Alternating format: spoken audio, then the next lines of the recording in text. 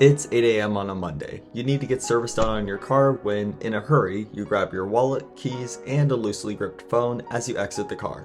Unfortunately, the phone slipped out, and as it did, it landed on the ground. Not grass, but gravel. And it was stepped on too.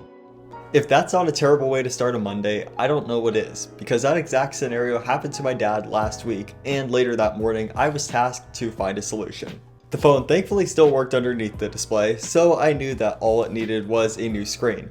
I first turned to Google support, which quoted me $179 with a 7 to 10 day waiting period.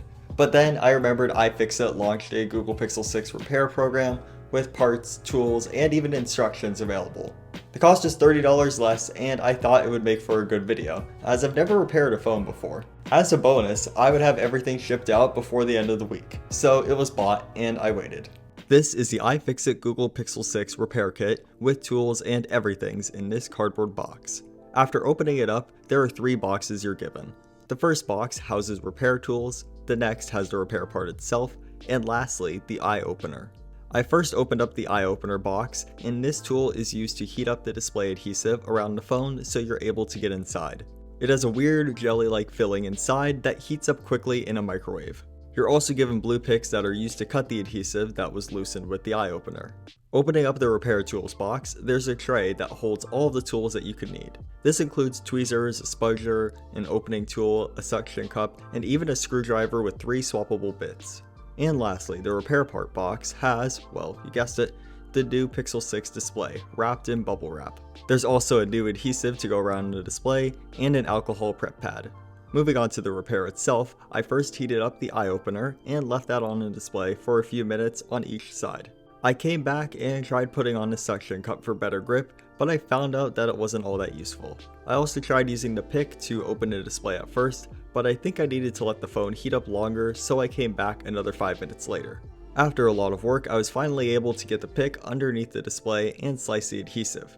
One thing I'll mention is that it took more force than I was expecting to get the pick underneath the display.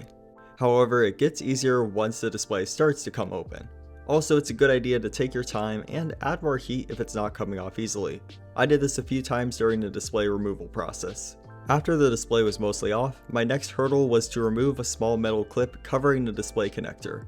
It took me way too long to realize that the metal clip needed to be bent and pulled with tweezers to remove it. Once I did get through that though, the spudger came in handy to pop off the screen's connector. Now all that was left was to reattach the display, add new adhesive, and it'd be good as new. So my brief overview of what happened may make it seem like this was quick, but it still took me an hour and 15 minutes given I've never done this before. I'd say this repair went pretty smoothly, but that's also probably because the Pixel 6 is built with repairability in mind.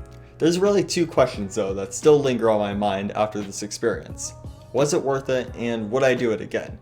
As far as value goes, you're saving about $30 to $40 for an hour of your own labor and risk, so take that for what it is. Besides the repair though, I thought it was kind of a cool experience to get to see the inside of the phone that most people are never able to take a look at.